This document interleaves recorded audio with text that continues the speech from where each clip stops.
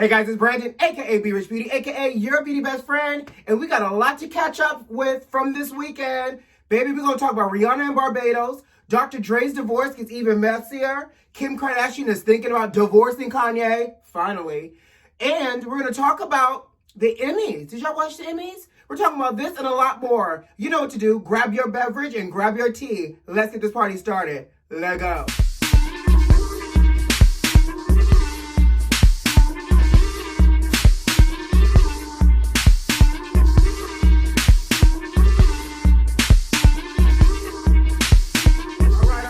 All right. So, let's talk. So, first of all my pet owners out there, can I just give y'all a shout out real quick? I am dog sitting for a friend over the weekend and for half of the week.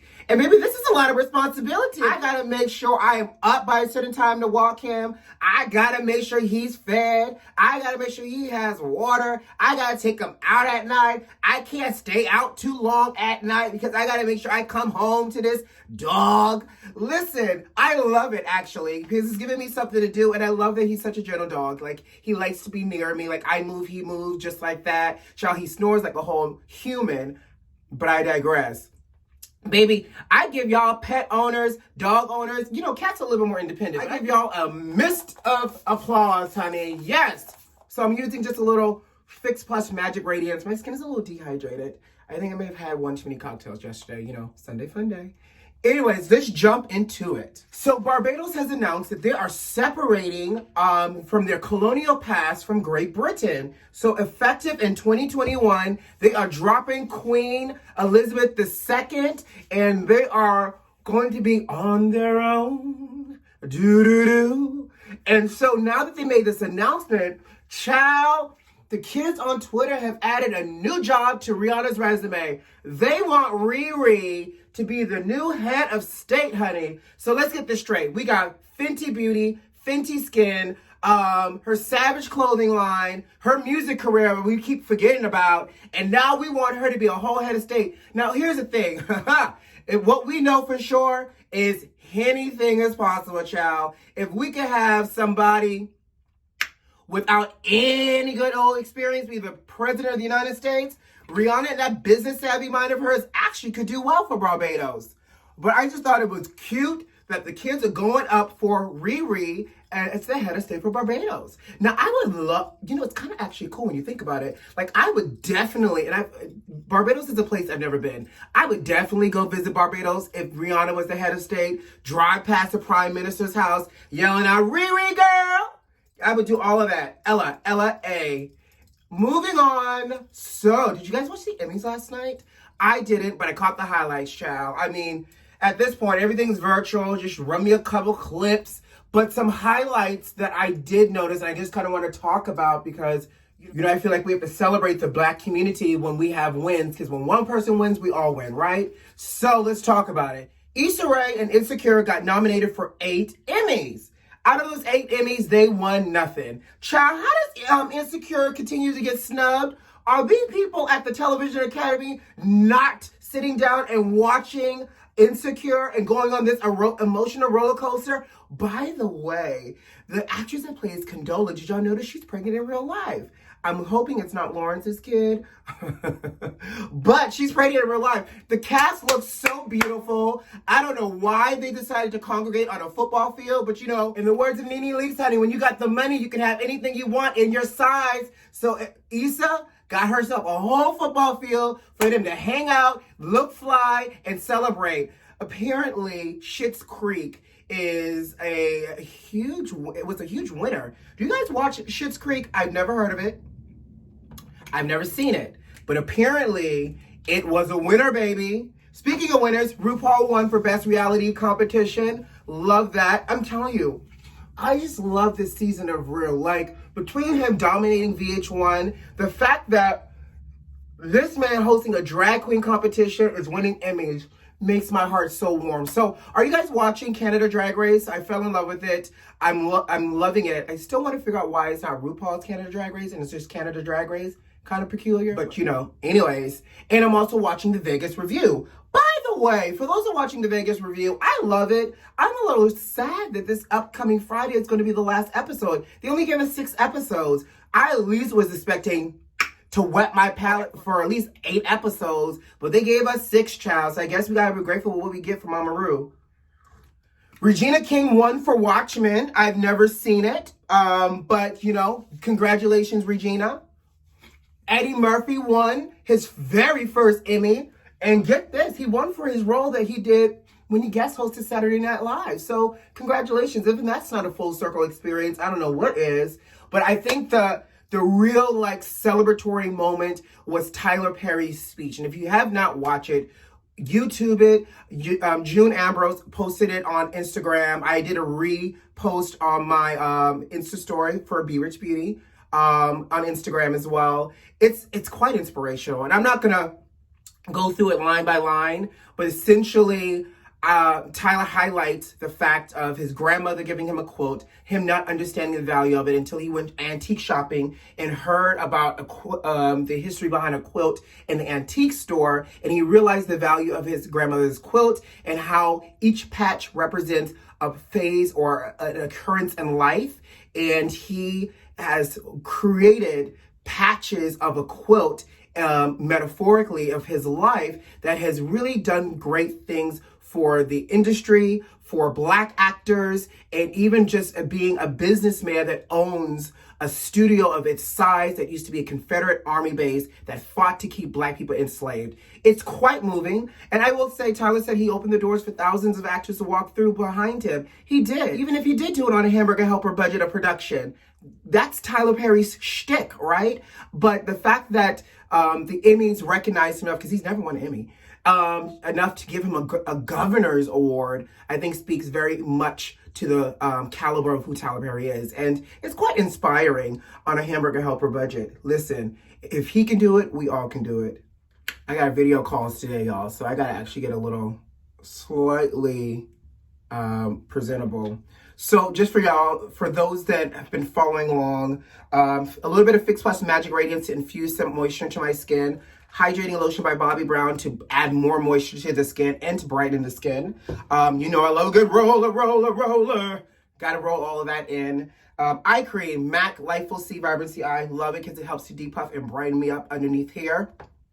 This serum, honey, makes the pores smaller. So this is the GlamGlow Super Serum 6 Acid Refining Serum and Treatment to make the pores appear smaller. My Too Faced Hangover Good to Go Moisturizer SPF 25, because you know the dog always has to have an SPF. And a little bit of Prep and Prime Skin Refine Zone, because it literally is like liquid powder in a tube, just through my hot spots as well. And everything that I'm going to use today will be in the description of the video, okay? All right, speaking of drama, let's talk about drama, right? We talked about the Emmys, great. Dr. Dre's divorce. Now, you know I've been covering Dr. Dre's divorce because his divorce from his wife, because she's still the wife, gets funnier and funnier. Baby, she wanted, you know, millions in a monthly spousal support, and now she's being accused of embezzlement. So she and Dr. Dre co-own a record label together, and baby, mama has written her check for herself, draining the primary business account. She wrote herself a check of $353,000, draining the primary business bank account. So Dr. Dre's lawyer sent her a letter and was like, girl, give us back our money or we're going to go the legal route to get the coins back. You just can't be draining everything. And this is a whole business that both y'all share. Let me tell you something. She is not playing with Dr. Dre. She's like, run me every single cent that you got that I can snatch. Like, she wants it all. And apparently, you know what's ironic? Like, as all these antics, we're not hearing anything from Dr. Dre. So I guess apparently, child, his lawyers are behind the scenes, making it clap and making it work, getting paid to do what they get paid to do. All right, so side note, it's about to storm outside, like hurricane, whoever. So I'm gonna have to add some more light because I see it's getting darker and darker and darker in the bathroom. So let's add a little light and let there be light. So I am looking forward to see how this plays out for Dr. Dre and Nicole. A little bit of product needs to be worked in. Perfect. Because Mama is here for the smoke, honey. And she's a bold one, baby. A bold one. Speaking of divorce, y'all know I gotta talk about it, even though I don't like talking about it. So Kim apparently is at her wit's end. And rumor has it that she is ready to divorce Kanye, finally, child. And she is waiting to pull that trigger, but she's waiting for him to get over his latest episode. And if you know anybody with bipolar, he's going through an episode because you could tell between his tweets, his rants, trying to get back masters, peeing on a Grammy. Child, the whole House of West is falling apart, child. And so apparently Kim has had it. And apparently to death do us part, and for better or for worse, it's just a thing you take in the moment. I don't know. I'm not judging. I don't live in that West household. I can only imagine what it's like to live with that element of crazy energy that's in the house. Not that I'm calling him crazy. He is crazy, but I know that he has a mental issue, and I'm very sensitive to that. So for those that have mental issues, don't come for me. I'm just saying that type of mental illness breeds a spirit and energy of confusion in a household. That's what I mean. Okay? So anyway, so yes, honey, and when she does, what that's going to look like, because I'm sure, you know, it's going to play out in the media for us. Oh, did y'all ever watch the Thea show back in the 90s? It ran from 1993 to like 94. It only had one season, but Thea Vidal, the comedian who the show was her show, that's where Brandy got her start. And, you know, Brandy says that she really fully believes that the show is a stepping stone to her getting to music. Well, before the Versus battle with Monica and Brandy, Thea went on a little bit of a Twitter rant saying that y'all can like Brandy all y'all want, but she and her mama were disrespectful and she had her money bet on Monica. Well, you know, the internet wasn't having it, honey. They came after her, especially for those Brandy fans. They wasn't going to allow y'all to attack the vocal Bible, honey. So they came after her, and then Thea followed up again with like, you can love somebody in their catalog. I never said she wasn't talented, but, you know, I got my money on Monica, basically. So Brandy just did a radio interview the other day, and she addressed the issue, basically saying that Thea did not really do right by Brandy when she was on the show. And Brandy highlighted, like, I was a child, and Thea did not treat me as well as I felt like I should have been treated, which might have been the reason why Mama Norwood was on the attack, because, one, she's a minor actor. Two, she was her manager, and she was a momager. So, you know, these momagers are quite protective. But baby, Brandy said she sounds like she just might be a little bit bitter because I haven't seen much from her since that show back in the 90s. Now, if that's not some shade, Brandy, vocal Bible, I don't know what is. And y'all say Brandy's not shady. Baby, Brandy says she's a little bit bitter and probably needs a little bit more love in her life. Okay, Brandy, we see you. Child, in the latest update of Tamar and David, David was spotted on a boat, baby, with a new girl. I will give y'all the photos and the receipts, but apparently David got a type, light-skinned girls. So, catch this tea. David is essentially with this woman who, rumor has it, he was dating her before and during his relationship with Tamar. Say what now? During and before? Yes, y'all. Not only was he dating her during and before the relationship with Tamar, he apparently is dating an employee of his. Child, what is that saying? You're not supposed to, you know, poop where you sleep. You're not supposed to date where you work or date where you live.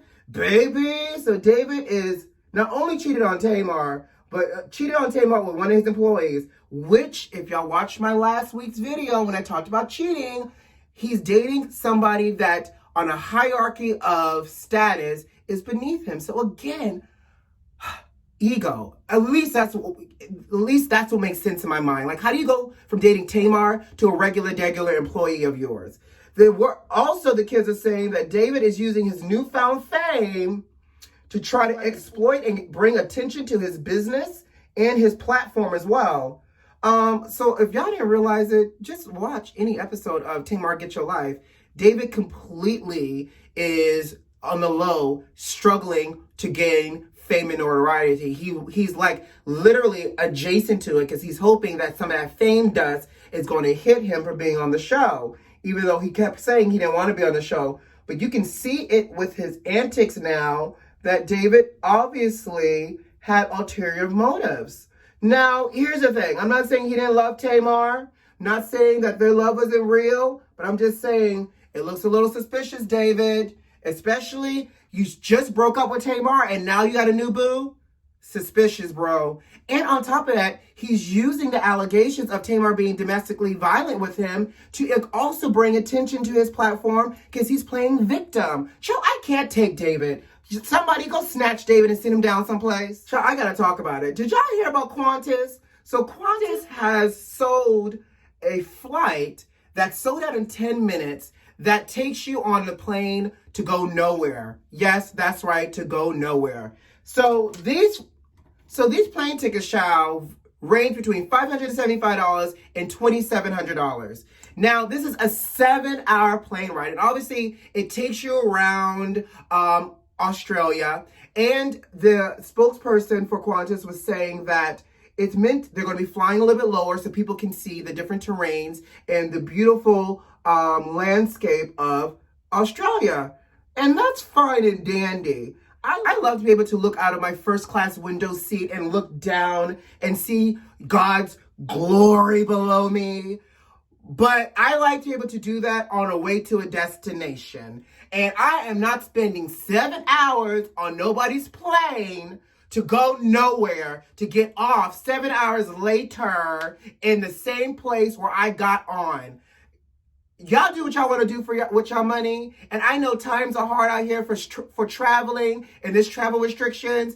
But baby, if I'm going to spend 600 bones to $2,700, drop me off on a destination where I can have a true selfie moment. All right, before I get out of here, a little lip conditioner, concealer, powder, contour, brow, mascara, lash curler, lip conditioner. That's what's on this face today. Now, before I get out of here, I got to give it up and say condolences to Ruth Bader Ginsburg's family. Y'all, we lost 2020 is a fool. Like, this game is not fun. I don't know what level of Jumanji we're on anymore. Exit, delete. Like, take me out of this because we lost, again, such a phenomenal, brilliant woman that was Ruth Bader Ginsburg. Y'all, do y'all realize she was 87 years old and she worked up into her last day on this physical planet? Like, I get it. Like, being a Supreme Court justice, that's a role for life unless you retire. She didn't retire. She realized she couldn't retire. And even on her deathbed, her last request was, my fervent wish is we do not replace me until a new president is in place, until we get past this election. And you know, those shady Republicans are already trying to replace her before the election. I'm telling you, let me not go down my tangent. I got to go. I need to start my day. Condolences to the Ginsburg family. Guys, I hope you had a great weekend and have an even better week. Enjoy the rest of your day. You know what to do. Subscribe to the channel if you want. Like this video if you like this video. And leave me a comment. I'll see you tomorrow. You know who loves you. It's me. Bye, guys.